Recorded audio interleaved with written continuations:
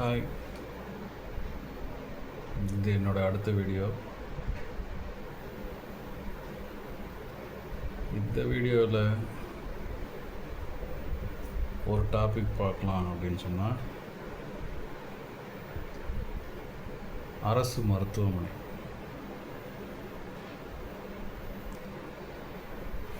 யார் ஆட்சிக்கு வந்தாலும் அவங்க சொல்கிற முதல் வேலை என்னென்னா,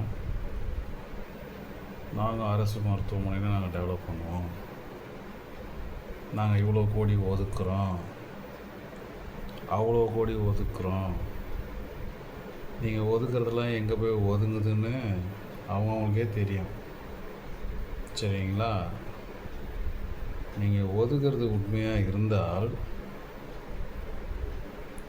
ஏன் எந்த ஒரு தலைவரும் பெரிய லெவலில் இருக்கிறவங்க விஐபி விஐபி இப்படிலாம் சொல்லி திரிகிறாங்கல்ல, இவங்க யாரும் என் உடம்பு சரியில்லைன்னா அரசு மருத்துவமனையில் போய் சேர மாட்டேங்கிறாங்க. அப்புறம் எப்படி நீங்கள் மாற்றட்டிக்கிறீங்க எல்லோரும் வந்து நாங்கள் அரசு மருத்துவமனையில் நாங்கள் பயங்கரமான சிகிச்சை கொடுக்குறோம் அப்படின்ட்டு. அப்படி நீங்கள் வந்து அரசு மருத்துவமனையில் நல்ல சிகிச்சை தான் கொடுக்குறீங்க அப்படின்னு சொன்னால், எல்லா விஐபிகளும் எல்லா அரசியல்வாதிகளும் நேராக போய் அரசு மருத்துவமனையில் போய் சிகிச்சை எடுங்க.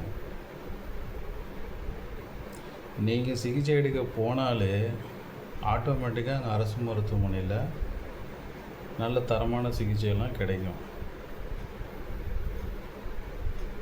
நீங்கள் யாரும் அங்கே போகிறதில்ல. ஒருத்தர் உடம்பு சரியில்லை, ஒரு பெரிய லெவலில் இருக்கிற பர்சனுக்கு உடம்பு சரியில்லை என்ன உடனே அவர் அப்போலோவில் சேர்த்துருக்காங்கோ, காவேரியில் சேர்த்துருக்காங்க, அங்கே சேர்த்துருக்காங்க, இங்கே சேர்த்துருக்காங்கன்னு பெரிய லெவல் மல்டி ஸ்பெஷாலிஸ்ட்டு ஹாஸ்பிட்டலில் மட்டும்தான் சொல்கிறாங்களே தவிர்த்து, இவரை இந்த அரசு மருத்துவமனையில் சேர்த்துருக்காங்கோ அப்படின்னு எந்த நியூஸும் வர மாட்டேங்குது. நீங்கள்லாம் ஒழுங்காக போய் அரசு மருத்துவமனை சிகிச்சை எடுத்தாலே அங்கே இருக்கிற கொஞ்சமாவது பயந்து நல்ல விதமாக வேலை செய்வான். ஸோ நீங்கள் டெவலப் பண்ண வேண்டியது, முக்கியமான ஒரு சட்டம் போட வேண்டியதே நீங்கள் எல்லா அரசு ஊழியர்களும் அரசு மருத்துவமனைக்கு தான் போகணும், அரசு மருத்துவமனையில் தான் சிகிச்சை எடுக்கணும் அப்படின்னு சொல்லுங்கள். இதை சொல்லி செயல்படுத்துங்க. நீங்கள் ஏன் போக மாட்டேங்கிறீங்க? ஏன்னா உங்களுக்கு தெரியும் அங்கே ஒன்றும் சுகாதாரமாக இல்லை, அங்கே ஏகப்பட்ட இதுவாக இருக்குது அப்படின்னு உங்களுக்கு நல்லா தெரியும். அதனால தான் நீங்கள் போக மாட்டேங்கிறீங்க. இல்லைன்னா போக வேண்டியது தானே. அதனால் நாங்கள் ஒதுக்குறோம், நீங்கள் ஒதுக்குவோங்க. ஏன்னா இங்கே எல்லோரும் வந்து நேர்மையாக பண்ணுறதுக்கு இங்கே யாரும் கிடையாது. எல்லாம் அவன் அங்கே ஒதுக்கிட்டு தான் உள்ளே வந்துக்கிறான். அதனால் நீங்கள் ஓரளவுக்கு ஒதுக்கிட்டு கொஞ்சமாவது நல்ல சிகிச்சை கொடுக்கறதுக்கு வழி விடுங்க.